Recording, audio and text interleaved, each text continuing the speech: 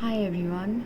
Today I'm going to talk about business operations practices based on my own personal journey working in a retail pharmacy business in US, and also from the observations I've done in India as a customer of businesses in India, as well as observation of a business practice as a customer of business practices in US as well.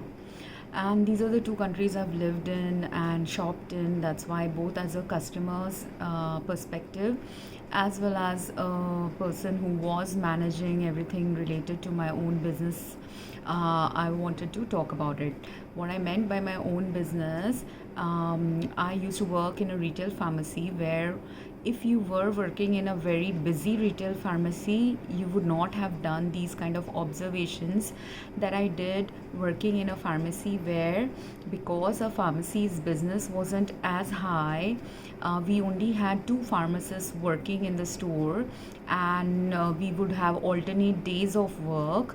So essentially, even though I was not the manager of my pharmacy, I was still at a managerial level position or a supervisory level, because every day's decision making related to ordering of medications, looking at customer care service related things, looking at mistakes done by other pharmacists or other personnel when, or even my own mistakes when some errors happened while we are operating as a pharmacy. These were the things you have to be responsible for when you are individually being the supervisor of a daily operations of a pharmacy. And not just the pharmacy, because I was part of a retail retail business, and my pharmacy was inside a larger scale supermarket. And while it was inside a supermarket, some inventory related to the supermarkets, inventory management related problems also I observed while working there.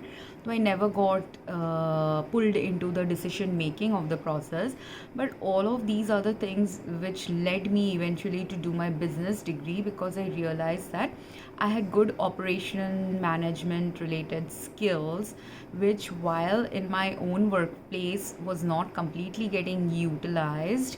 If I did a business degree in the future, it can still be a translatable skill. And that's how I ended up doing my business degree. So, the reason why I'm making this video is because currently there is a global downturn going to manifest or has already started manifesting in many businesses, but businesses are in denial that this global downturn is necessary. Firstly, when millions of people have died in the pandemic, you have to realize that you have excess inventory compared to the population currently on earth. So that itself will cause you to have a slight downturn. But secondary reason is all these videos that I have made related to health and healthcare, or things that are not supporting our good health in our daily lifestyle choices. All of these are necessary reflection points for any business, any profession to do, to understand how to go towards better health.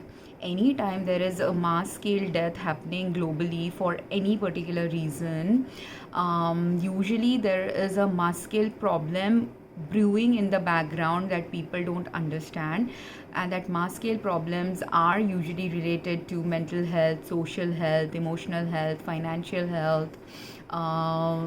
Good way of understanding what is balanced living, and all these related aspects are completely distorted or fractured or broken in a way where people perceive something as a successful venture, when what you perceive as success is not the true success of life on earth.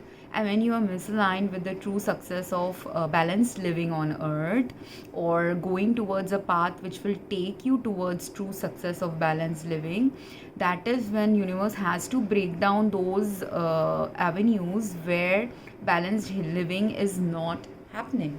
So that's how a business is part of human life. So every time any business fails, the reason why it fails, while people don't do this deep diving, most of the time people only look at the operational things or the financial things. But even when they're looking at the operational things, they look at it from the perspective of the quantity sold rather than all the deeper elements of operations that are necessary.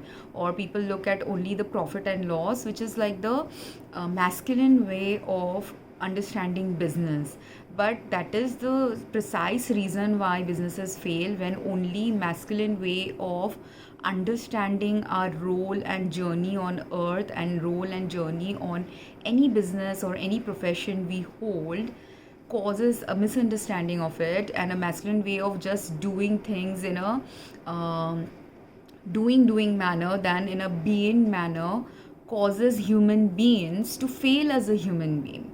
And this may sound like all mumbo jumbo or something, mixing philosophy with business, or mixing spirituality with business, but even in your business you can be, with your business you can be spiritual. Like, I saw a video of a lady in some Asian country, and she is a barber whose barber place, the place where she does the hair cutting, looks very run down. But why is it run down?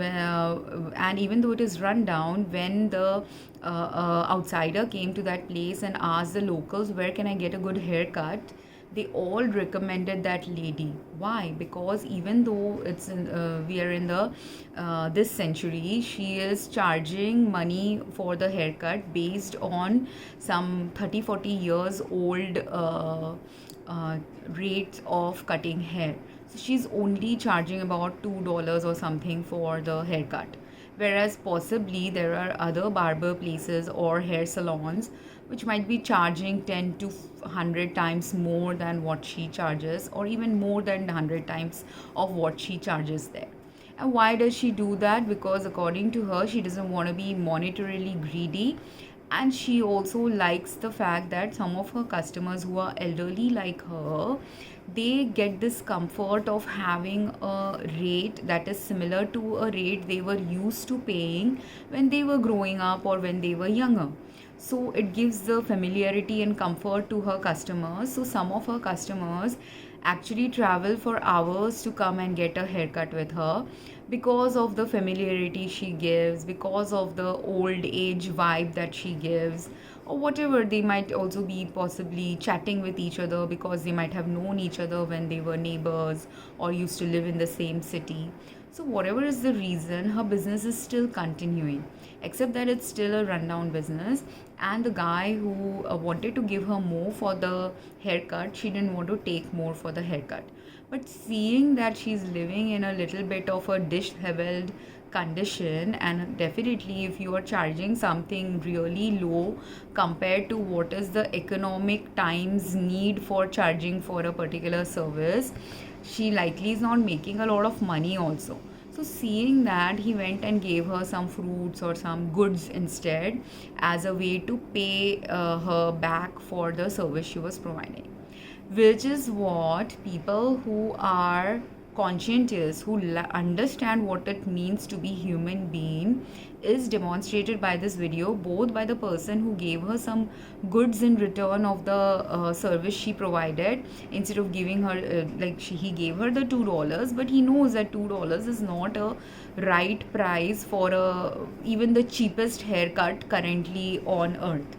So you are essentially cheating someone or taking advantage of them if you're not giving them at least a fair living conditions based pricing for what they are offering to you. Even if she is not greedy, it's not about greed anymore, it's about need.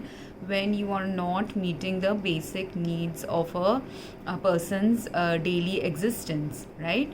So this guy gave her some fruits, like that other people who are visiting her could give her some vegetables. Someone could give her a cleaning service. For if you are a cleaner, you could offer to help clean out some of her windows. Someone can help clean out her floors. Someone can help like that. If you want to give back something to someone who is not really cheating you, who is not really greedy, but is open to that kind of help, isn't that a good way to offer help to people? Because that shows that you are being a human being, right? And here this lady is operating at a loss because she simply loves her job and she has her own particular individual specific reasons for doing what she is doing. Likewise, on the opposite of end of the spectrum, we don't actually have many ladies or many business practices who operate on this way of operations, right? Most businesses are operating on the opposite end, where most businesses are striving towards constantly seeking profit from their business. And this is where the masculine energy goes wrong, not understanding and not understanding the value of downturns, not understanding the value of resting phases, not understanding the reason for losses and what losses are supposed to teach us about our operational way of doing something, or business practices that are being inculcated as a normalized practice that might need to break down or change or shift. So from which is necessary because a balanced masculine and feminine energy holding earth, human, business practice, professional life is the only place where true success actually resides. True success doesn't reside in a place where on paper or actually via profits mass amounts of money is accumulated by a business or by a human individually. Because if you're just accumulating money, earning a lot of money, and seeing that your bank balance in your personal account or in your business account is showing a lot of gain, while from regular human perception that may make you look like the richest person, a richest business practice, the deeper merit doesn't lie in how much bank balance you have. So if we have two millionaires having the same bank balance, the millionaire who is actually a successful millionaire is not equal to the millionaire who has the same bank balance as them. Which is the truly successful millionaire? The truly successful millionaire is the one, after having the same bank balance, also has inculcated business practices where its employees are getting taken care of in the right health aligned ways for them. Also is a millionaire who, being a millionaire now, might be like the top richest businessman of that city or country. And if you're the top richest businessman of that city or country, you have to also become socially responsible, take social responsibility of all the garbage that might be generated as a result of the product you're creating, all the wastage that might be generated as the result of the product that is being manufactured by your company and then sold by your company, all the steps and processes of the supply chain business that leads to social harm or leads to disruption of some social conditions that need to be rectified because you are in the top percentile of a particular place. You have the responsibility to do that more, and that person who takes the responsibility according to the success of and the sphere of influence of their personal life as well as business life conditions is what actually determines who is a successfully being a successful human being.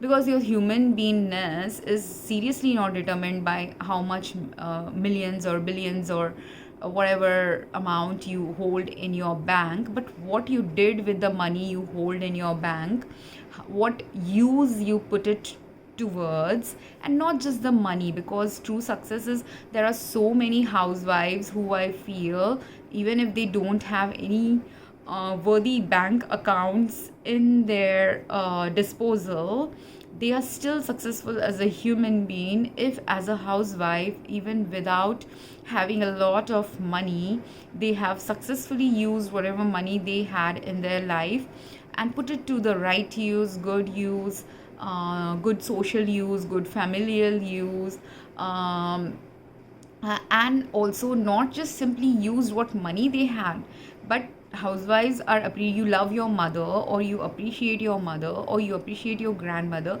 because of the money they had, or because of the experience you had with them. And that experience you had with them, what was it about the experience you had with them that made your mother or grandmother your favorite grandmother, or some aspect of your mother, grandmother, grandfather who is retired, who may not have a lot of money? What aspect of their personality made you love them for who they are? Was it because of the money they gave you, the clothes they gave you, the shoes they gave you, the food they cooked for you? Or is it because when they give you good food, healthy food, balanced food, or when you're having a healthy conversation and healthy moments of life with them, that is what determines a quality human being's interaction with another human being, right? So that's why your bank balance is only one place where you can have the potential to do good. But again, if there are two people with the same bank balance, and again, it doesn't matter if you're a millionaire or the poorest man on earth, but how you put what you resources you have to use is what determines whether you were a good human being, right? Or whether you were a human being doing some rightful or right health aligned practices. So this barber who I talked about, she's possibly the poorest human being in her area, but despite being the poorest person in her area, she has inculcated some good practices that make her get the tag of the best hair cutter in that area, right? Not because she's just providing a good haircut. Maybe in fact, in terms of, if you go to a upscale place, she might be providing a haircut which is maybe average, or just barely above average, or maybe in the top 20th percentile of haircuts.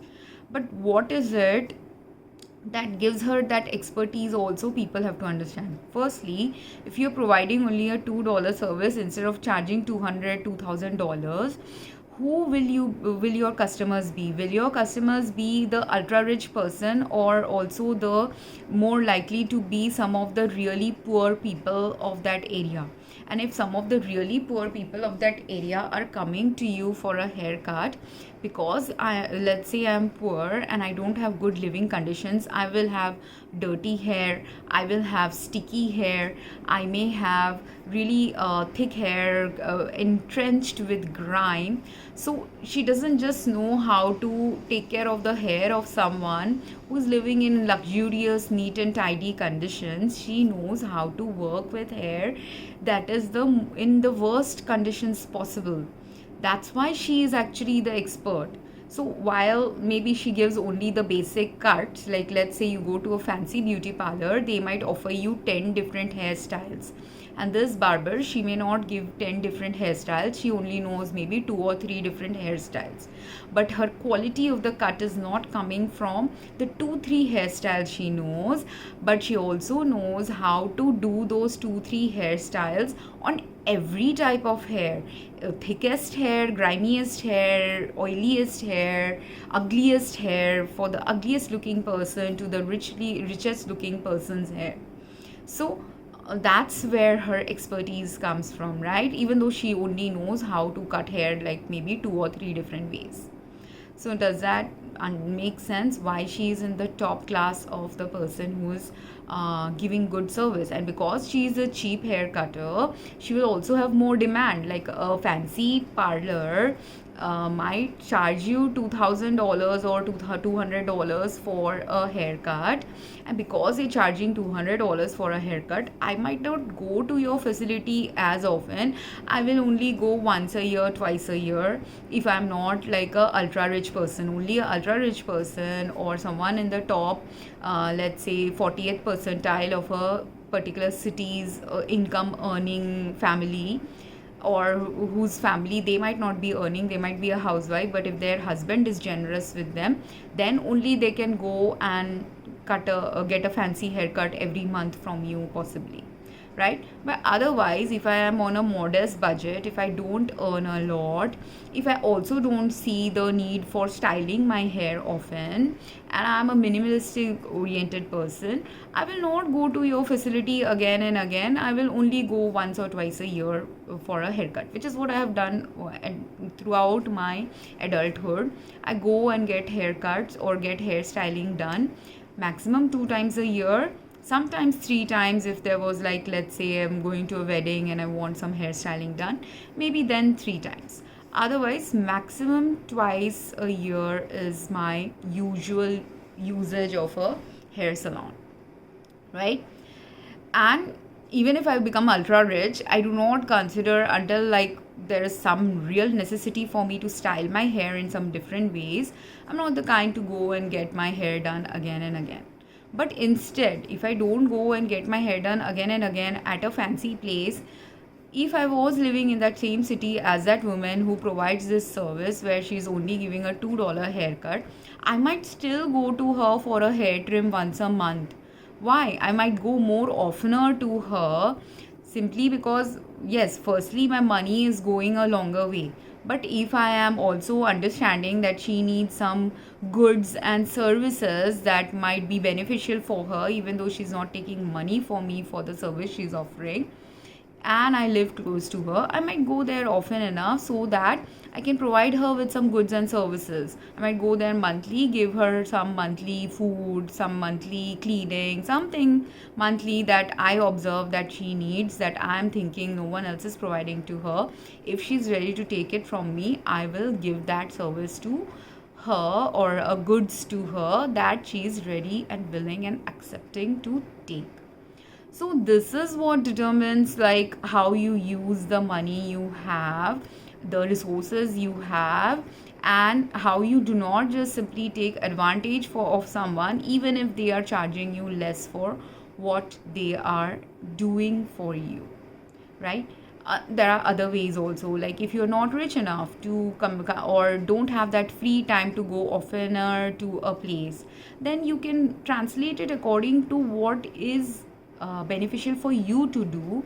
And this adaptability of translating something according to what you can give, what you can provide, you can provide her with life advice, you can provide her with company, you can because I saw that even though she has a parlor and maybe she's considered as the best a hair cutter, there weren't many customers there. Why? Because her facility was a little bit run down, so it does need some cleaning. So if some customers help her with the cleaning, then more customers will eventually line up to stay there.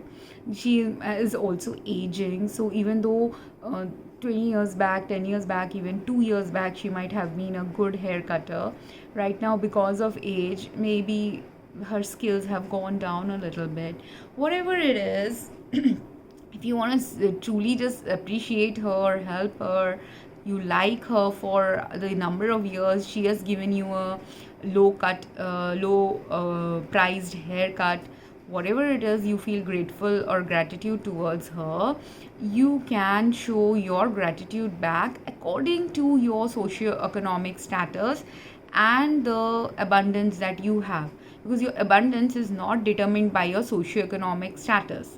Your abundance, while mistakenly society thinks your abundance is determined by your socio-economic status, that's only one element of abundance. Other elements of abundance is how you use the feminine energy inside of you, and your feminine energy inside of you helps you determine and see the needs, perceive the needs of things that need changing, perceive the needs of someone else that their life needs changing, not just perceive the needs but also gives you feminine energy is a negative energy. So negative energy makes you move and do things that can bring change into someone's life, and that change will be a change towards the good in someone's life when their feminine energy is also balanced. And when both of you have balanced masculine and feminine energy, then jointly you are able to work with the conditions that need to change and are accepting of the conditions that need to change.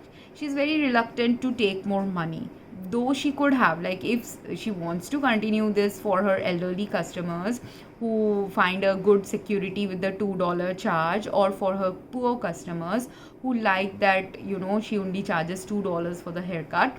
But other than those customers, if the rest of the middle class customers, those customers who are rich customers, if they give her a little bit more, and according to what is the current status of haircut, average haircut, maybe just give her the average pay, not even the highest pay.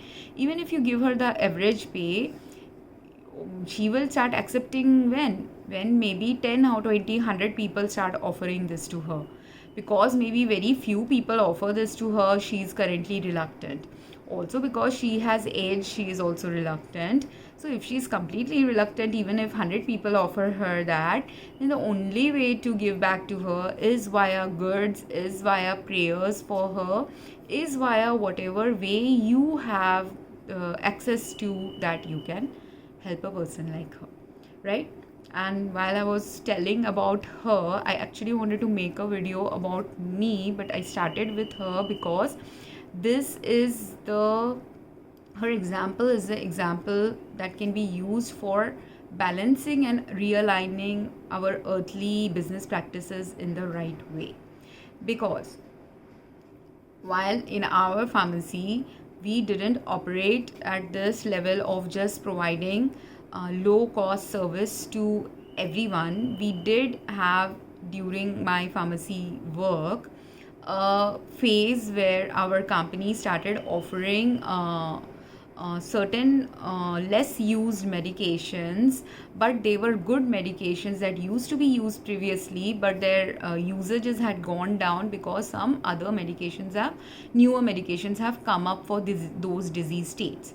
So for certain blood pressure medications, certain diabetic medications, certain pain medications, fever medications, those that are commonly used medications and whose manufacturers likely had some overproduction of those products, those manufacturers were selling it to our businesses for a cheaper rate. And when they were selling it to a cheaper rate, in order to make it a little fairer for some of our poorer customers, possibly, our company did this policy of giving some of these meds for cheaper rates to our customers. So those customers who didn't have insurances, those customers whose insurances were really expensive, for those customers this lowering of rate was beneficial. So we saw a trend of certain poor customers get help from this cheaper rate of medication that they wouldn't otherwise get if they would buy it using their if they didn't have insurance. It would be expensive for them. Or if the company itself hadn't cheapered and lowered the rate of this product, we wouldn't have been able to sell it only to the customers at a lower product. But while we were doing this, there is a flip side to it. What is the flip side? The flip side is while you're giving, let's say I was giving 30 pills for $10 for a monthly medication of their blood pressure medication. Other companies who are competitors, now seeing that some of their customers are coming to us because we are offering the cheaper rate, now they started devaluing this cheap rate. Like for US customers, $10 is not that bad. If you are $10 or $5 for a 30 pills is not that bad. But these companies now started to compete with us and wanted to offer it for $4 or $5 instead of $10 to compete with us. But while competing with us and bringing the price down, what they are doing is they are now devaluing the service, and by devaluing they want to keep the price low. But while keeping the price low, again, if the price is not in alignment with the current manufacturing costs of the manufacturer, that manufacturer can't supply to them at that low quantity, right? And also by keeping a price low, maybe a manufacturer will think, okay, I will provide you with like the manufacturer who's providing our company, let's say the medication was provided to us for $5, we are selling it for 10, our profit, but is our profit $5? No, our profit is not $5. Our profit might still be only $2. Why? Because we have other costs related to medication labels, medication printing, medication delivery. So whatever is the cost at which cost at which I'm getting the medicine, after that, whatever is the money that my company is making, that money is not the profit of my company. That $5 is only out of that $5, sometimes I might be making $1 out of that medication, sometimes I might be making $2, depending on the overall cost of functions of my pharmacy and the overall company's functions, right? So if I want to now start competing, they are offering it at $5 now, but then I will not have any profit at all, and they are offering it because they want to attract more and more customers.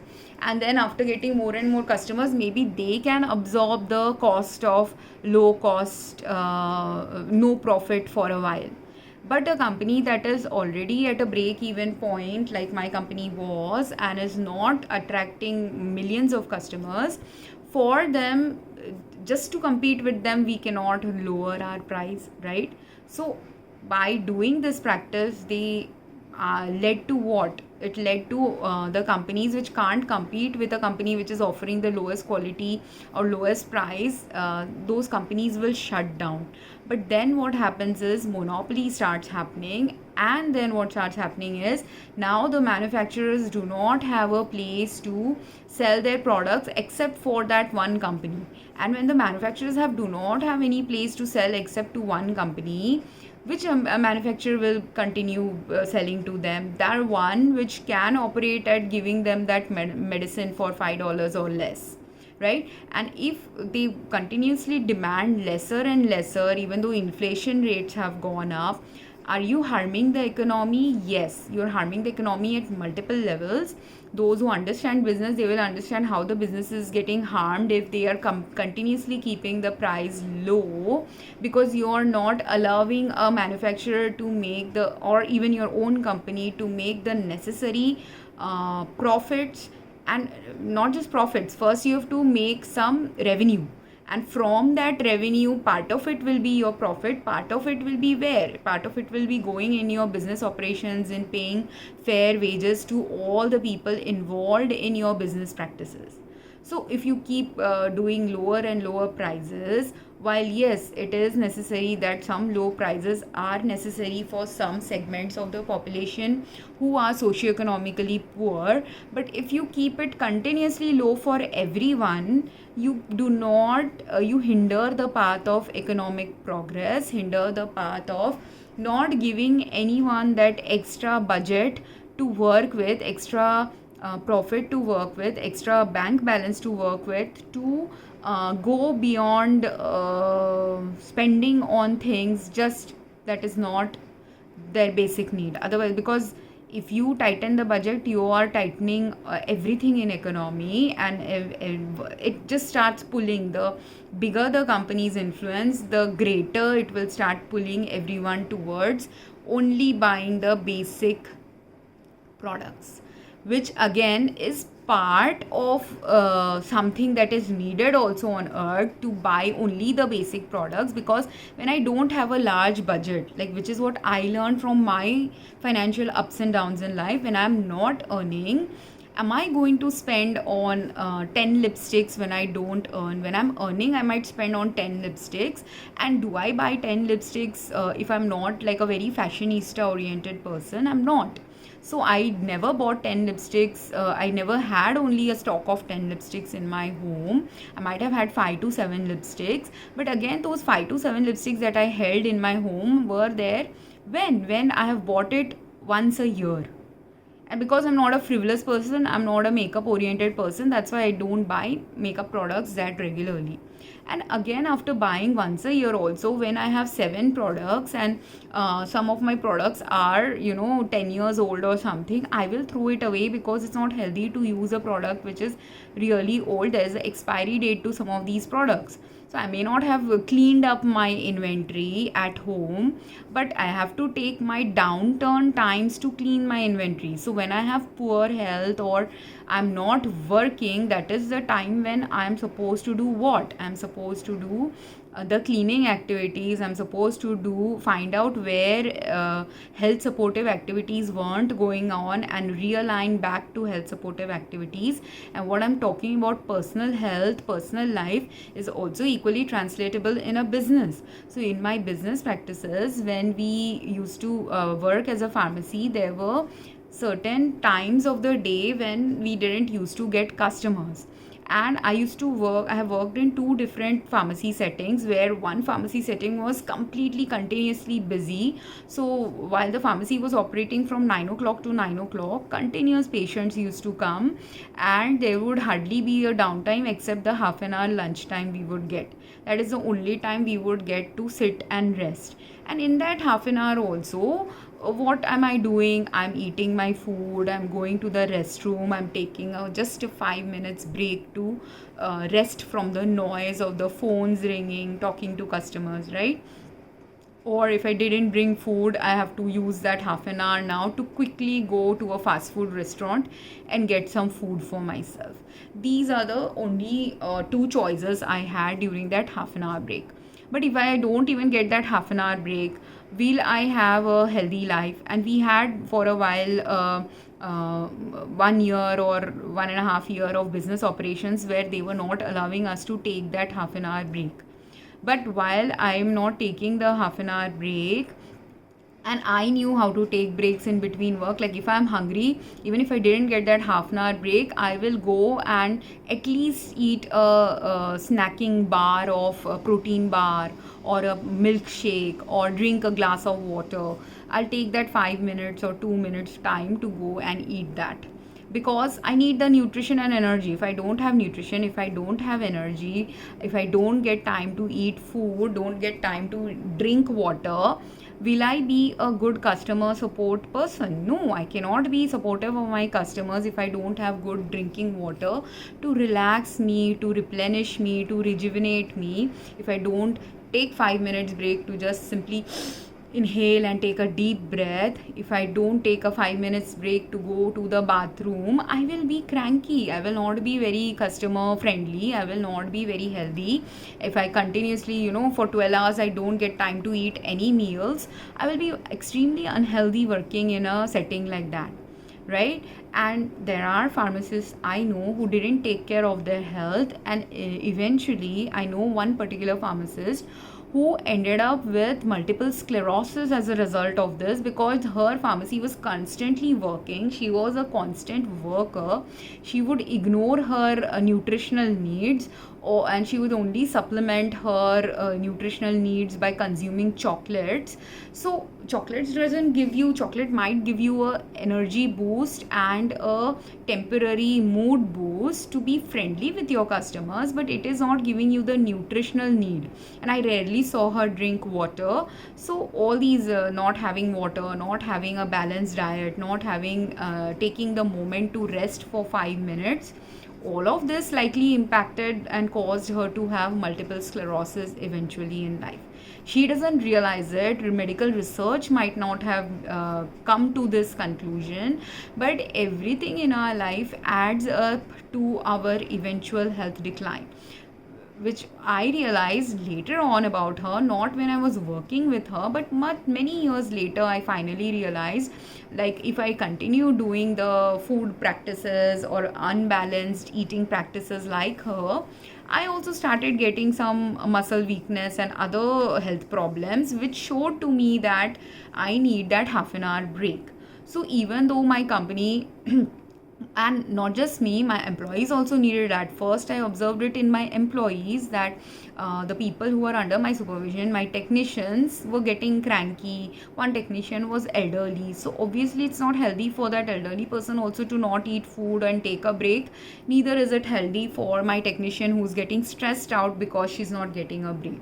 So even though my company said that I am not supposed to close my operations during the lunch break we used to get earlier, I followed that. I didn't close the windows for the lunch break, but I started giving my technicians the chance to go and take their break. So that way they were relaxed. And then while my company is not giving me lunchtime doesn't mean that I'm not going to eat lunch, then I will become unhealthy. So I did eat lunch, but instead earlier when I had every day the 1:30 to 2 o'clock time to have lunch, instead of having, or 1 to 1:30, I've forgotten now what was the lunch time, but somewhere around there was my lunchtime. So whatever lunchtime break I used to get, I used to then, after lunch when my technicians are back, I used to tell them, at that time also there would always be a rush of customers. So when there is a rush of customers, during that rush of customers time I will work with the customers, but eventually after 2:30 or around 3 o'clock I would end up taking my lunch. Or some days if I had already a busy morning before my technicians went to lunch, I would eat my lunch in 5 minutes instead of eating it for 30 minutes, right? And I would also take my bathroom breaks, because we were allowed technically breaks during our work. It's just that they didn't want us to close the pharmacy operations. Now, when there is a pharmacy where in US, pharmacy operations always have to be run under the supervision of a pharmacist. So if a pharmacist is not there in the facility, you can't run the business, right? So at that time, that's why it was necessary for me that I either so when I'm taking that 15 minutes break, I'm still in the facility, and luckily this was a good thing about the facility in which I worked. They had a toilet inside our facility, so we could use the toilet when we needed a toilet break. They also had a corner for the pharmacist to sit, so when I need that 5 minutes break, I would go and sit there, drink a sip of water, take some food.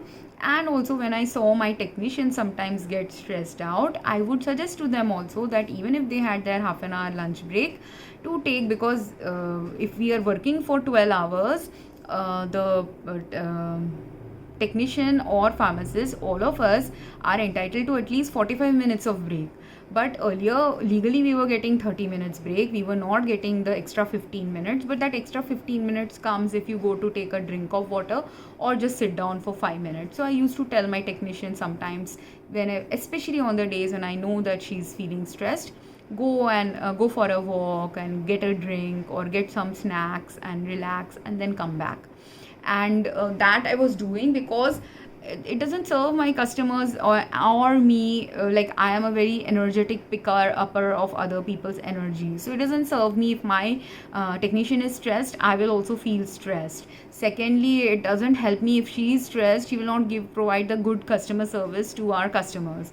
And if both of us end up being stressed, we will not be good to our customers, which is expected. In US, you are expected to be nice, you are expected to be kind and friendly and cheerful, and I am the personality type who can be cheerful for long hours even when I am the most tired. But then what was happening while I'm cheering and being completely cheerful throughout the 12-hour work day, as soon as I came home, I'm completely washed out and tired, and I'm completely vegetating at that time. I'm completely bone dead tired.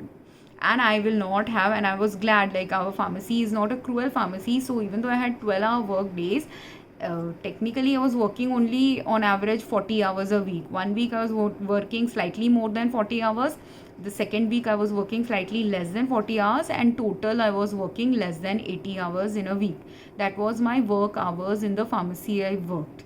So I had a balanced life. I had the rest of the days when I didn't work to relax. I had the rest of the days when I didn't work to do what?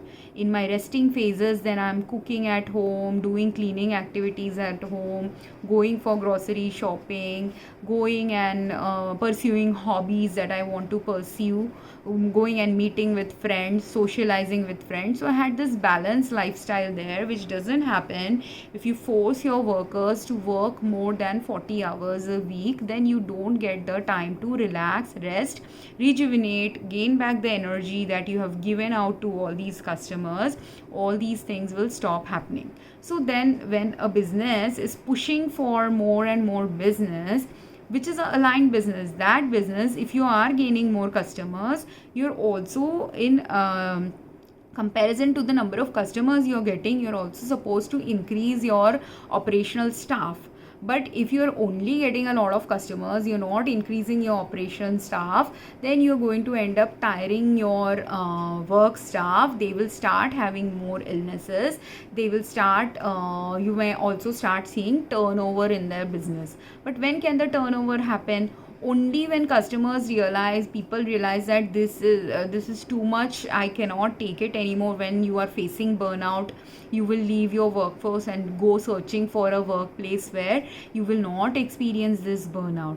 That's why in recent years I saw that in US there are still so many retail positions open currently, where people are refusing to go back to those jobs where they will be overburdened with work. Firstly, because if you had COVID, even if you didn't get diagnosed with COVID, but some COVID related health conditions are present in your life, you will be tired. Because if COVID, those people who have long COVID, or those people who had COVID and are still recovering from COVID symptoms, those people who may not have got diagnosed with COVID, but they got maybe COVID related flu virus or some other flu virus infection, because of which they are tired and not having that much energy.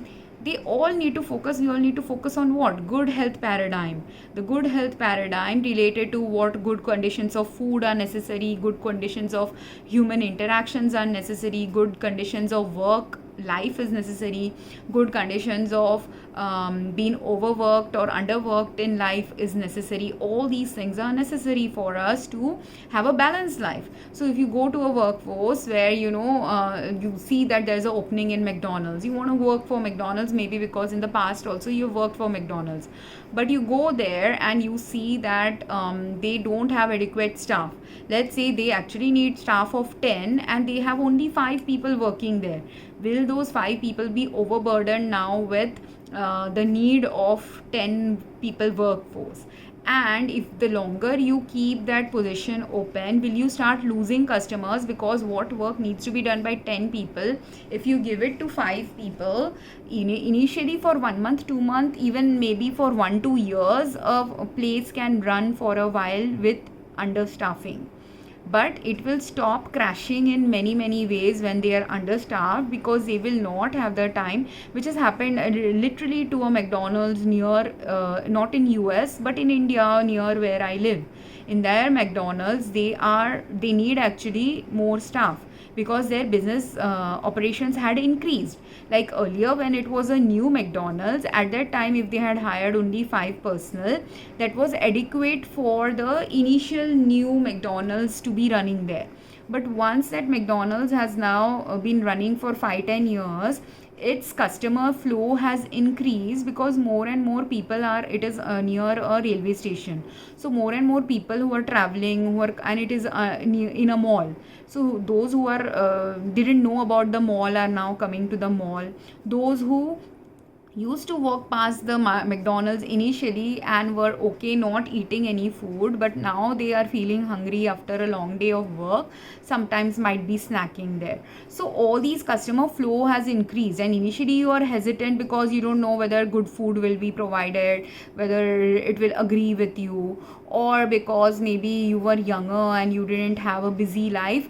So as a young college student, maybe you weren't eating there, but now you're a busy work professional and at home you don't have time to cook for yourself, and you are also living in a different city, you may want to start cooking. So the longer a business runs in a particular place, the same level of customer service related people that you have employed initially when the business was new is needs to change, and depending on whether your business is doing well or whether your business is doing bad.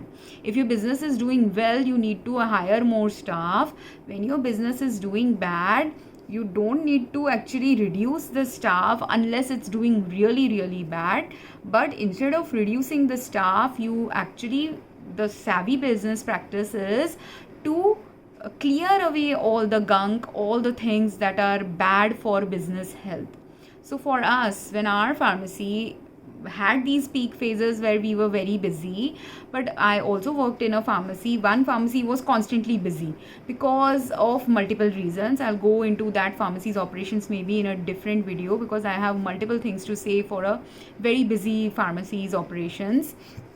But the pharmacy that was not that busy, our pharmacy was average busy. It was like in the top, if there were 10 pharmacies in Utah of my company, out of those 10 pharmacies, I was in the top 2 3 ranks. For a while our pharmacy was in that rank.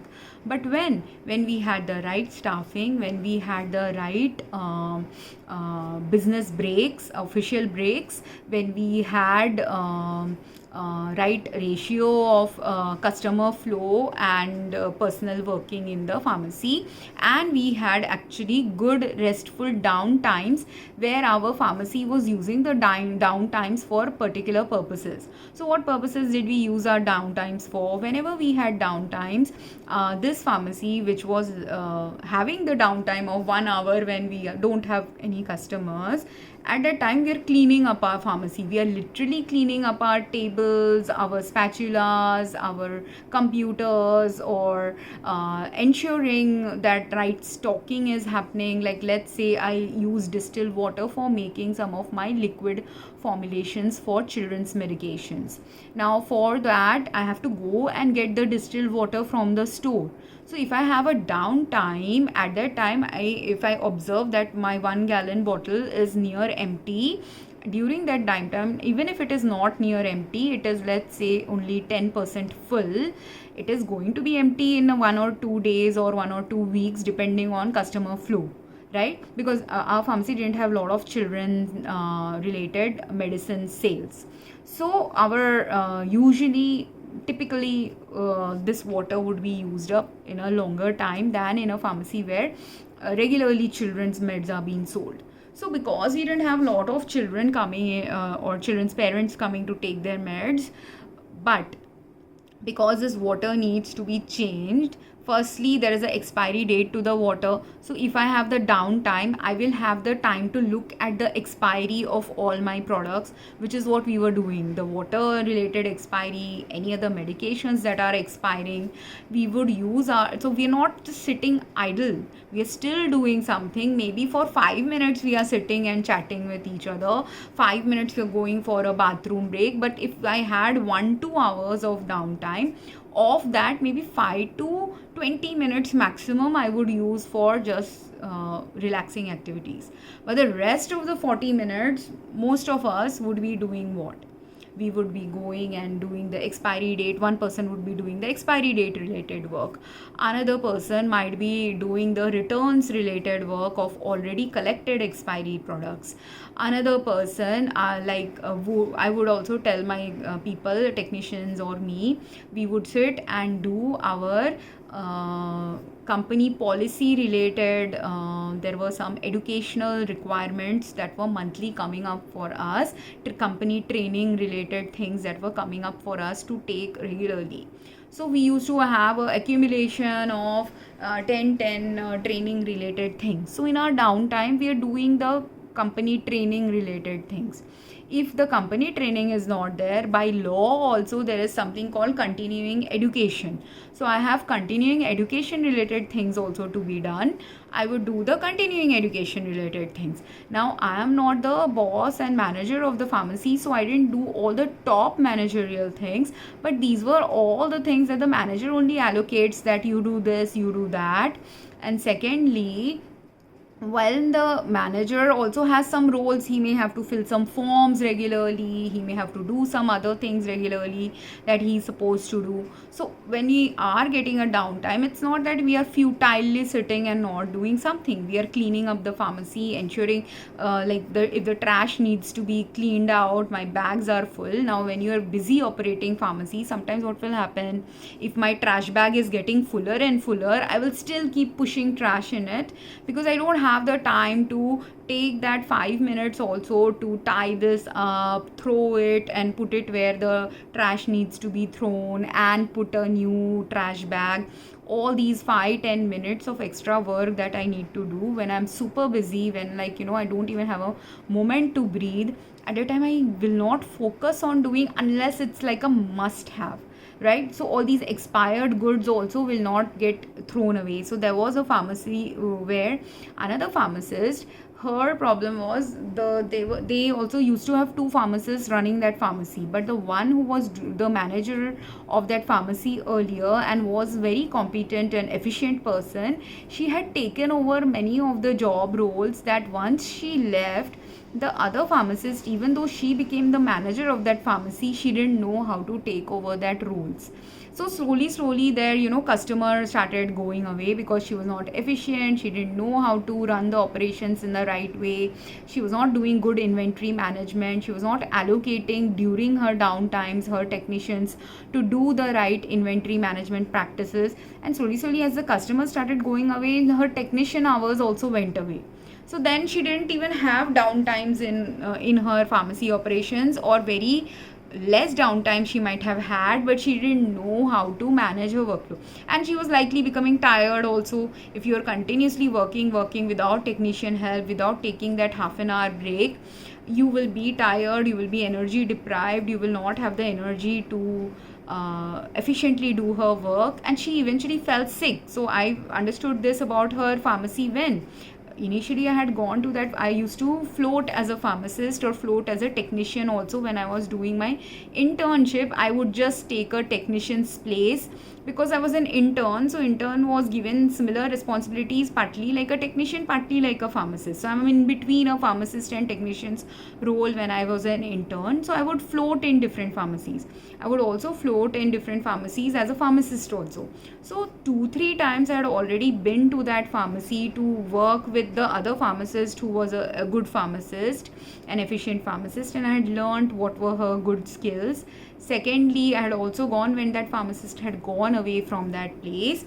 And thirdly, I understood because I was managing the inventory of my own pharmacy. By then, after 4-5 years of experience, I now know what is a good pharmacy operations. And having gone to different pharmacies, I know which pharmacy is well run and which pharmacy is not well run, and why is it not well run. And why do I know this? Because I am an operations oriented person. I focus on these aspects of pharmacy operations more. I focused on being efficient. I focused on being keeping the pharmacy clean, keeping the pharmacy in a healthy status, because it's a good health status to do right inventory management. Because we would also sometimes have wrong orders, like twice something might get ordered by accident, or our company might be sending us some freebies for some reason. Whatever the reason was, sometimes some inventory ordering mishaps happen.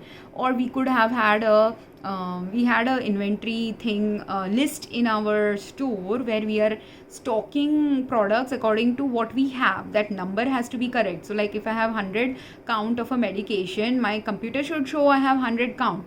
But sometimes I had actually 200 count, but the computer, because of a glitch or some other reason, didn't update it to 200 count. So do I have to update it to 200 count when it is 200? Or if it is showing 100 count, but the manufacturer had a defect, because all these things we could do the right operations analysis on all these things when I had the downtime, when I am focusing on operations, then I understand this deeper. So sometimes when I didn't have 100, I had only 97. Why? Because sometimes we would give occasionally extra tablets to our patients when they are running out of their medicine, but they don't have a prescription for it. So we'll give them 3-day medicine, and then have the doctor give them a new prescription, and then we will fill the medicine. But we were supposed to fill it with 27 only. But now if the technician didn't observe, or the company now changed, sometimes the company would also change its policies. So whatever is the reason, now while I have given them 30, sometimes they got 33 pills from us, but we've billed only for 30.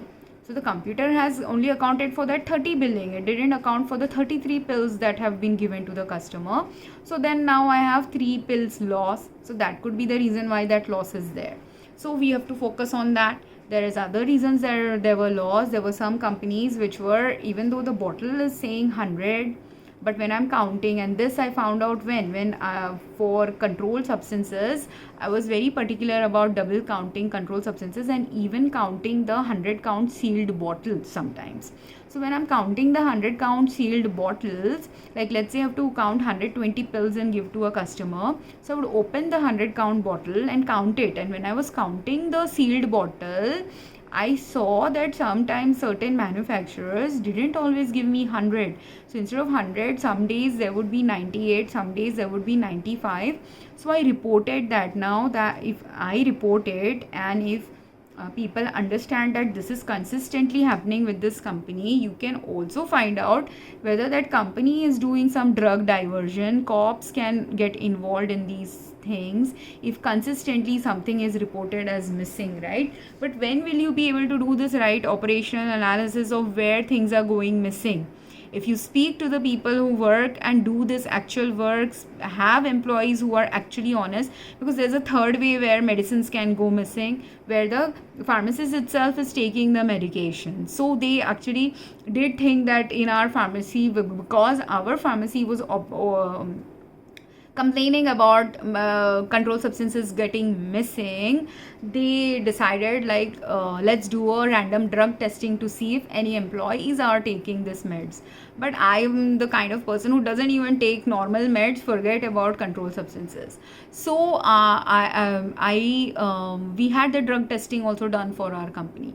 So you eventually understand where the missing drugs are coming from. If you have a personnel, now if I have consistently a pharmacist who is not observing that they are giving 33 pills always to a customer, and like that, if for 10 months you continuously give 33 pills, now how many pills are going to get missing? 33 times 10, right? So again 30 pills will be missing, which is a large amount. If occasionally randomly by mistake you gave them extra and didn't bill for them, that loss will be okay. But if regularly you're giving continuously like this extra pills to customers without billing for it, will your company now start showing loss? So do you have to understand where you can have a preventable loss, where you can't have a preventable loss. My preventable loss is where I bill for the right amount I'm giving to a customer.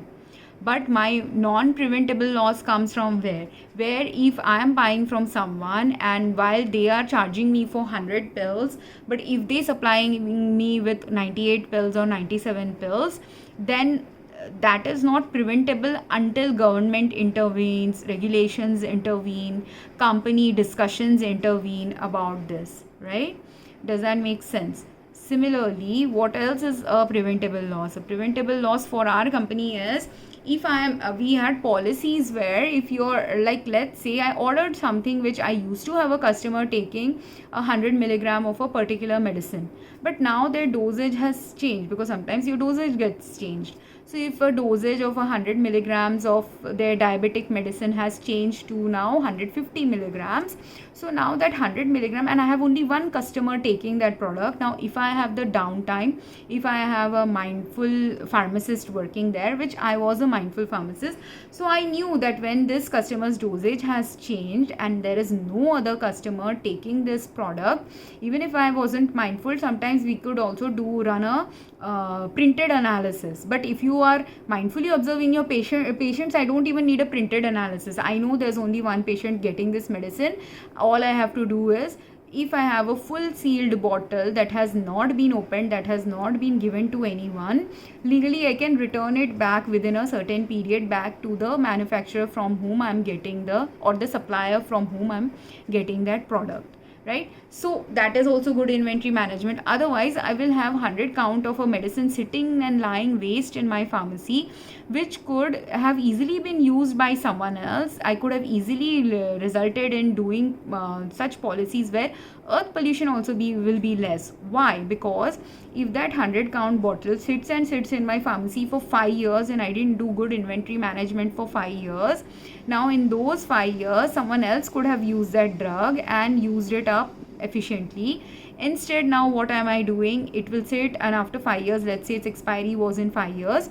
Now if I had done good inventory management in the first year or second year of buying that product, immediately I would have sent it back. And obviously in the when the manufacturer is also doing good inventory management, if it has a 5-year expiry and in the 1-2 years they are also not seeing sales of that product, or the wholesaler can give back to the manufacturer. So like that, product return policies are there, that if you are not using a product, you return it, or if you can't return it, you have to find out a different way of using a product that is usable, instead of throwing it away and dumping it on earth and causing earth pollution. So if right policies are not in place of taking returns, taking rightful returns, and redistributing it in a right way, you end up having problems of earth pollution. You end up also having problems related to your own business functions, because I'm at a loss, right? If that 100 tablet bottle was costing me $100 to hold that thing in my inventory, I'm at $100 loss because I'm not selling it, and for 5 years I've been technically at $100 loss. And that loss wouldn't happen if I had given it back. And just I know they are already shifted to a different dose, so I'm stocking the different dose and there's no one else buying this dose from me. That's why I'm returning. So doing the cleaning of the inventory is very necessary, and cleaning in the right way. Something that is expiring and it is an open bottle, that goes away in a expiry process step. So there are different legal processes, different steps for doing this. And in a pharmacy, this is regulated more because it's medicine, and medicine can be used for poisoning people. Medicine can be harmful for people's health if misused. That's why all these stricter policies are there with medicine. But likewise, the same inventory management that I'm doing with medicine is actually translatable, not simply in US. It's a translatable skill in any country of the globe where medicines are being handled, in a hospital, in a clinic, in a pharmacy, anywhere you're handling medicine. These kind of policies of right steps to understand where you're aiding your business's loss, where you are harming, adding to earth pollution, all these things you can start focusing on, working on, either when you actually hire someone to observe all these things for you, or when you have the downturn, give your employees the downturn for them to mindfully observe it.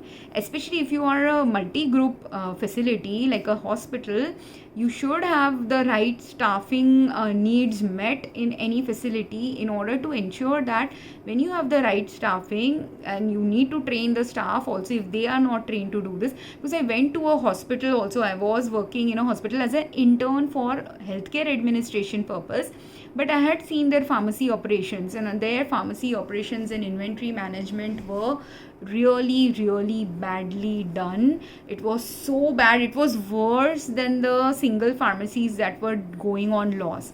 And because they were part of a large organization, they were not able to understand how their poor pharmacy operations, poor nursing operations, and it's not just poor operations, there is a poor communication. Because it's a hospital now, communication between pharmacy, nursing and doctors have to happen, and the right communication has to happen to understand the inventory management thing at a deeper level. Hospitals level of evolution of inventory management has to come in a different way, but it was not happening in a different way. They were using automation to solve the problem, but automation was in fact actually worsening the problem. Because in a hospital where a hospital is a place where, especially in ER related settings or emergency settings or critically ill patient settings, are who are going to go to the hospital.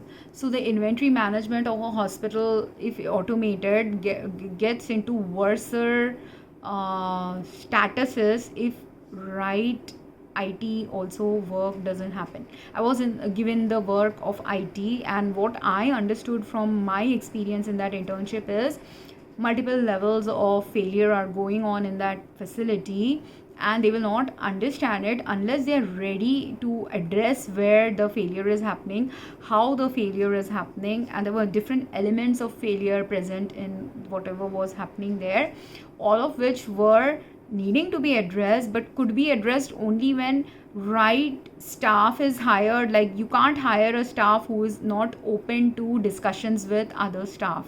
Like, if you are having a pharmacy personnel who's in denial that their inventory, like they are the pharmacy director, but they are in denial that their inventory management system is faulty, or the way in which they manage their inventory is faulty, or the way in which they train their employees is faulty. Can you bring any changes related to even these basic three levels of change that might be needed? Same way, if a pharmacy director has to communicate with a nursing director about pharmacy and nursing operations failure that is happening, that is causing the company to be at a hidden loss, but it's a absorbable loss currently because the hospital is doing well. But one day when economic downturn will happen, that same absorbable loss when economic upturn was happening will become a non-absorbable loss. So that's why upturns and downturns happen also sometimes in certain economies, when poor operations, poor strategies, poor way of intuitively plus practically understanding, like the masculine feminine energy balance is missing. When it's missing, when masculine energy is more in people who are working in these areas, they will live in denial. They don't want change. They want to hold on to whatever was the older status quo.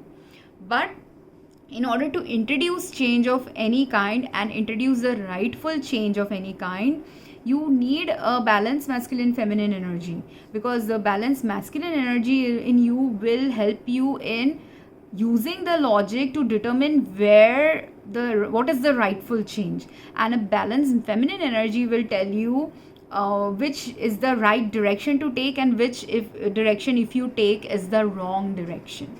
Does that make sense? Like, feminine energy is a negative energy, masculine energy is a positive energy. So masculine energy will drive you towards positive change. Feminine energy will tell you when you're going towards a change, whether it is truly positive or whether it's falsely positive, and that's not where the change first needs to happen. That change that because in India, like how do I explain this? In India, I've seen many businesses do this. Like, let's say during last year, your company showed great profits when you sold. Let's say it's a fashion company, and you saw that these particular earrings and fashion accessories are selling like hotcakes. So I saw a business vendor who's an online retailer who is now seeing that they are selling like hotcakes. They overstocked their inventory now, and now their products are not selling, and they're not understanding their downturn, because their false masculine energy told them that because for maybe like 2-3 months or 2-3 years particular earrings were selling like hotcakes, they decided that these earrings that are selling like hotcakes, I should stock more. Possible that is true again for a few more years, that will again keep selling like hotcakes. But you have to understand, you're in the fashion industry. So in the fashion industry, what sells like hotcakes initially, and it doesn't matter if you're in fashion or any other business, what sells initially at greater levels doesn't necessarily mean that thing will keep selling at greater levels downstream. And understanding that trend of your customers is necessary. So in the fashion industry, what do you understand? In the fashion industry, you have to understand whether what was selling earlier is still applicable to be sold currently, or has the fashion trend changed. You might also have to understand that quality of the product. Like, let's say you bought 100 earrings of the fashion style that was selling like hotcake. Earlier you got those 100 earrings for 50 rupees. Now you're getting those 100 earrings for much less. They're giving you buy one get one free offer or something. So now you're buying it for 25 rupees. So now you stock those 100 and you are still selling it at the same rate, or you might have even given your customers also the same discount, buy one get one free. But at the time when you got this buy one get one free offer from your wholesaler, if the wholesaler was not ethical and they actually gave you buy one get one free offer because they had some manufacturing defects, That's why they gave it to you, thinking that let you take the loss of it. They want to just get rid of this inventory. That's why they gave you buy one get one free offer. So should you be business savvy enough to understand why they giving me buy one get one free? Are they giving me quality products, or have they given me cheap products? Or they have already done their inventory analysis to know that this particular style is not going to be fashionable this coming year or in the next few years. It will slowly start downturning. So they want to just get rid of the inventory they have. That's why they're giving you buy one get one free offer. Do you also need to understand that the reason why you're getting it at a cheaper rate is because maybe the demand for this product is going to fall. So either a poor quality product might be coming to you, or a demand might be going to fall. And at that time, if you are not a mindful business savvy person observing your periods of downturn to understand why a downturn is happening, and you instead still and wait and pray to God that I want a upturn, can you get a upturn stocking inventory of products that are not going to be bought further by anyone, either because the quality is poor or because the style has changed? So if the style has changed, you can still possibly sell this product. You may have to wait to sell this product, or you may have to give that product off at a discounted rate or something. But if your quality of product is low, should you even restock that product again? And but because maybe you set up an automatic ordering system. Now in the automatic ordering system, you are supposed to stock this product 10 products every month. The company has made a deal with you. Every month they will give you 10 products.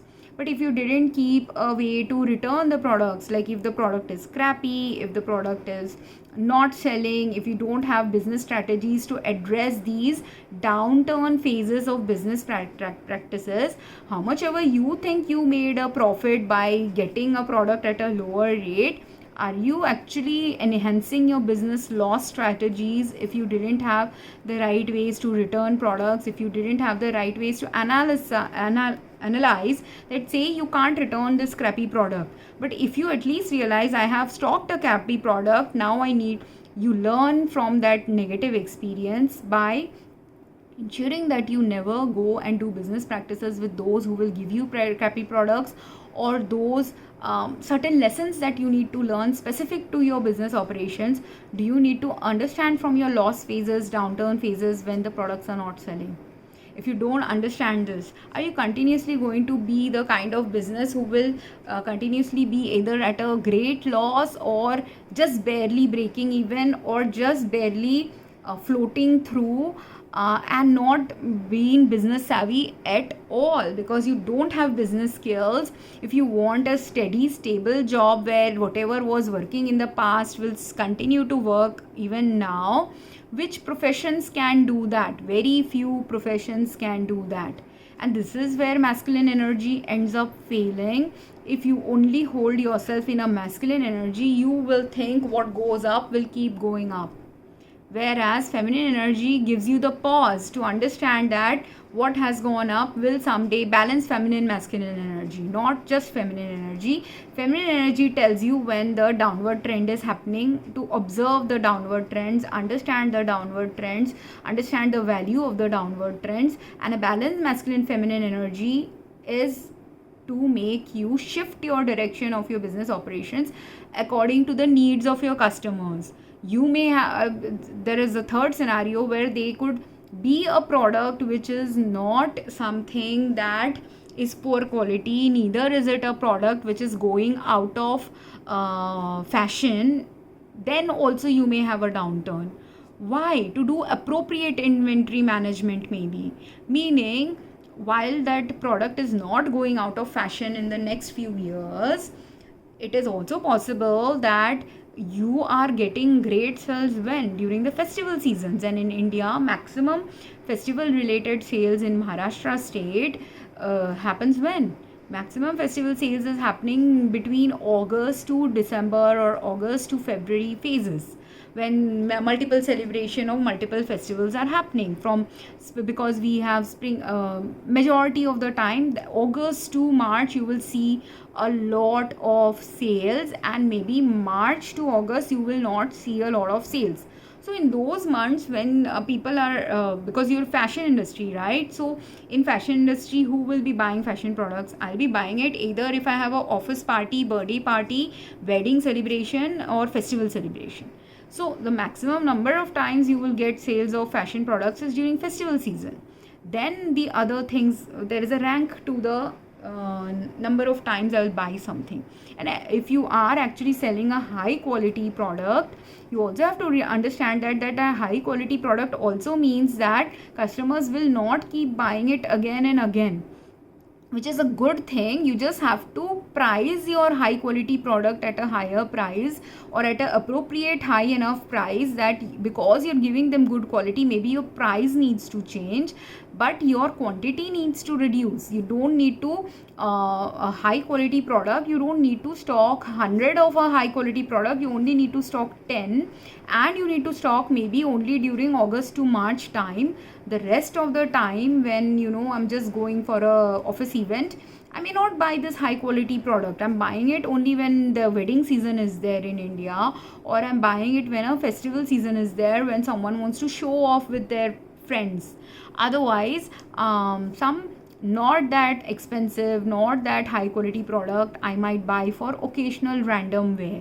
But that trend also people need to change. So when will that trend come into existence? When economic downturns happen. Will I buy crappy products when I don't have enough finances? I'll not buy crappy products. I will be more focused on buying good quality products. And one who has bought a lot of partly crappy products, partly good products, and gained the right discernment from it, what is a poor quality product, what is a good quality product, they will only buy a good quality product. So during the downturn, that's why you're meant to learn different lessons related to appropriate, balanced, earthly living, because earth can't sustain a earth where crappy business practices continue for a while. So when crappy business practices related to stock market was going on, Great Depression happened. When crappy businesses related to housing market was in US, when housing market related crappy business back some other, and I don't know why Great Depressions, all the reasons I can't tell. I know that there was a stock market crash, that's why I mentioned the stock market. I've not studied the history of Great Depression, so don't get me on that. But I do know a little bit more about the stock market and housing market crash that happened in US around the 2007-2008 time. And at that time I was living in US, working in US, that's why I understand this better. But and in our business school we studied this. So what were we taught? There were business lending practices that were crappy, there were also stock market things that were crappy. So both of which needed to come, that needs to be destroyed, because you can't sustain on a bad policy continuously for long term. But while it was sustainable maybe for 10 years or 5 years, when people were unaware that a crappy practice is going on, something that is really toxic and not healthy for human health or human life's future, will eventually break down at the time at which it is meant to break down. So that's why the housing crisis happened, because someone who doesn't have 100,000 salary also, they were also getting all these loans to buy a $1 million home. When they can't afford a $1 million home, they can't even afford a $200,000 home. They need to actually stay in a rental place only. But or if they want to own a $200,000 home or above pricing home, they also need multiple family members to live in a joint family like setting. Then if you are taking loans, like let's say there is a family with 2 brothers, 2 sisters, the parents live in X city of US, the siblings, some of the siblings live with the 2 siblings live with the parents, 2 other siblings live in Y and Z city. Now when the economic downturn is happening, or the market is crashing, or you are having a job loss, what will it force you to do? If you have a job loss and your living conditions are not sustainable anymore, with you living by yourself in Y or Z city, would you be forced to come back to live with your parents? Should you be forced? Now unless your life with your parents were really abusive, really bad, really not healthy or sustainable for you, you may not come back. But if you had moderately good parents, or parents who aren't like, cruel, abusive, manipulative, or greedy, selfish, like if they have, let's say, majority good qualities, they're good parents who have given you a good healthy upbringing, will coming back and living with your parents be a good thing? And then when all of you are living together again in the same house, which is still on loan, maybe it was a 30-year loan, and your parents have paid off 20 years loan, but because the job market crashed, maybe you still had a job in your city. Let's say the family lives in X city, one son who lives in Y city, he doesn't have a job, he comes back home simply because he doesn't have job in X city anymore. It will be better for him to live with his parents. He will not have all the ancillary living costs. But if he comes back and now lives with his parents, he may not be earning, but could he, when he is living with his parents, do some extra household chores because his parents are aging? Look after their health, look after home health, look after home caretaking, do the inventory management of their homes, that food that has spoiled, throw it away. If mold is growing in your fridge, clean it up. If mold is accumulating somewhere, clean it. Appropriate gardening needs to be done, maintenance needs to be done. All these things you might need to do. That's why maybe you got this job loss. Do you have to understand that? When can you understand it? When you have the appropriate feminine energy in you to tell you this, or you have chosen a wise wife and a balancing wife, and you are ready, you are also a balanced person who understands that you have a good wife and is ready to listen to your wife, and wife gives you advice of going back to parents. You don't take it as a egoic thing, because if you are a imbalance, you have imbalance energy, you are not a wise person. Even if you get the wisest wife who tells let's go back home, you will not go back home out of ego. You will have other reasons for not going back, and you will not do the balance thing. But and not realize also that you coming back is not a egoic problem, because in you coming back, in you having a job loss, there was a higher purpose involved with it, which was maybe you were meant to observe your parents' health, help with your parents' aging. Maybe if you and your wife, you don't have a job loss, your wife is a nurse who can work in any city. So you had a job loss. If you move back, she will still have a job in this new city. And you not having a job also, maybe it will take time for you to get a job in this city, but until then maybe you are supposed to do all the home caretaking, child caretaking. If you have children, you can be the one to focus on your child's growth. You can teach football to your son, you can sit with your daughter and do cooking and cleaning activities with your daughter, or you can teach your son also to do cooking and cleaning activities. Like as a family, you can start doing these activities with all grandparents joining in. You may need to learn about what is cleaner habits of cleaning than using expensive toxic chemicals for cleaning, because if you have a job loss, you're not going to buy a lot of expensive products. If you're not buying expensive products, what are the cheaper products that you can use? But not the cheaper ones which you get at a dollar store, but the cheaper, good quality, health safe products, which is what some of my previous videos about cleaning are about. There are health safe products that people need to start using, because those harmful chemicals in our daily cleansing agents also impact our health, also impact our brain functions, also impact our motor neuron functions. So if you were an employee who was doing very heavy lifting work, but your motor neuron functions are getting impacted by a lot of toxic chemicals, there was maybe a higher purpose for your job loss, because you don't need to be in a job setting or in a home setting where high amounts of toxic chemicals are being used by you. And when you come back home, you realize that your mom has a better health safe way of cleaning the home. You can learn that from your mom. Your dad has a better old school health safe way of gardening. Maybe that you can learn. Maybe your dad came from a poor family background, and your dad knows how to fix his car without going to a mechanic. Maybe that is the skill you need to learn from your dad. That could happen. If the other son, now he still has a job, but he gets jealous that why does my brother get to stay with our parents, my brothers and sisters are staying with my parents, why should I live in a different city? I also want to come back home. Maybe his ego made him come back home, and his job is something where maybe he can work from home, so he can easily move back home. So let's say he moves back home either for a few months or decides that he is also going to live with his parents.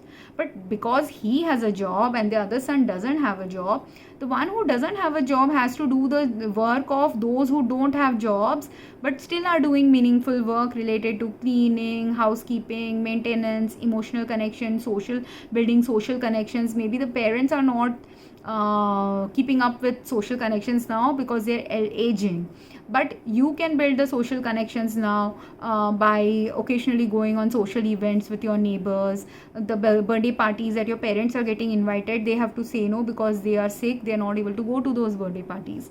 But you, being the freer person not having a job, can go and enjoy those birthday parties. Instead, take your kids to those birthday parties and build a social network for yourself and your parents, right?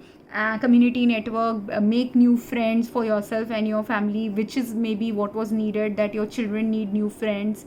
Whatever is the higher purpose, that higher purpose can only unfold when you take the steps for the higher purpose in a downturn to unfold for you. And when, even if you are one of the luckiest one who didn't get the ancillary effect of a downturn, what is the wisdom of yours? The nurse of a son, she can now that they've moved away, they don't have the housing costs anymore because the housing bubble burst, they couldn't pay their mortgage, they lost their home or whatever. But even then, she could decide to at least pay for the household expenses of her in-laws. All the food, she can only use her money to focus on all the food expenses of everyone in the family, while the in-laws are paying the mortgage of their homes. But if the daughter-in-law takes over and the other daughters, maybe they also have a job, if all the three women of the family now take over the household costs of taking care of all the food related purchases, are you helping out economically a family and doing the right economic savvy thing by helping each other? Because when you live alone also, you end up sometimes wasting a lot of food because not enough people are there to eat the food. Now that same food will also go a long way. Like, let's say you were buying 1 kg of groceries every weekend, that was and a quarter of it was going rotten because no one was eating that food or no one was cooking that food. Now that you are in a larger family setting, now that 8 people are living together than only 4 people, that same quarter of food also will not get wasted. And now that you are in a economic downturn, you will also be more mindful about not wasting food. And the son who is still having a good job, if he comes back home and he is now able to chip in a little bit with the household expenses, little bit more with the family's mortgage expenses, is he also then doing the right thing if he comes back home? But if he selfishly comes back home and doesn't chip in anywhere and just continues accumulating money, then he didn't understand the value of the downturn that his family was facing and understand the value of what being true family means. Because if you are still earning and your family is not earning, is that the time when you have to chip in a little bit more? That is your responsibility. But if you're not doing that responsibility as a family, and if you continue doing the same thing that you used to do earlier, let's say earlier you used to only send like one Christmas gift to your parents, and now when they are facing a downturn, you are still sending them that one basic Christmas gift instead of looking at the deeper elements of things that they might need. Like maybe your dad hasn't bought new shoes because of the economic downturn for 5 years. So if you don't observe that, you still give them that $1,000 for some expenses, and you used to like just send them $1,000 gift of some place, or you used to give them some good shirt or something. But you haven't observed that other than the shirt that you've been giving your dad, maybe he needs also trousers and belts and shoes, or his car needs a little bit more fixing than just the basic fixing he's doing at home. If you don't observe all these things, then is there a value to you coming back home? Irrespective of whether you have a job, you don't have a job. You should come back home when you are able to pitch in and able to help each other in the right ways. And also the dad, if the dad is not welcoming or the mom and dad both are very grouchy, like they are coming and they're using all our food, but you didn't tell them in the right way that you need to chip in now financially. Like while it was okay when you were a 20-year-old to come back home every time as a 20 or 30-year-old and not contribute to grocery or other house expenses, as a 40-50-year-old maybe you are supposed to contribute more now to the house expenses. So do you need to understand all these in a downturn? So that is the reason why also downturn unfolds, and also to help us rein back all the bad practices, all the wasteful practices, all the health unsafe practices, and realign back into more safer, healthier, balanced, aligned, helpful, supportive, caring, caretaking practices towards each other. And what is the truth of a individual is the same truth of a collective, and is the same truth of how individually how you do your work in your workplace, as well as how much you understand the value, purpose, deeper levels of evolution of what you do as a human in your personal life or in your professional life. And the greater the levels at which you are able to do this, that is the level at which your challenging life circumstances might emerge. So for me, some challenges, when I have always made videos about all the successes or failures of my life, the failure related videos I've made because while during that failure you do not understand the value of the failure, how you restructured your life or rebuilt your life after the failure is the thing that determines the level of success you have the potential to have in your life, or you are truly having in your life, even if maybe materially you are not having a success that other people can observationally observe and see. I hope this video made sense, and if people have any questions, please do drop a comment. I would love to read your comments. I would also love to hear other people's insights when you have faced downturns or losses or failures, or are questioning why your business practice is going in a certain way, and you have a deeper level question related to your business practice. Maybe drop a comment and I can reply back to you or post something about that topic then. I hope this made sense, and have a great day. Thank you.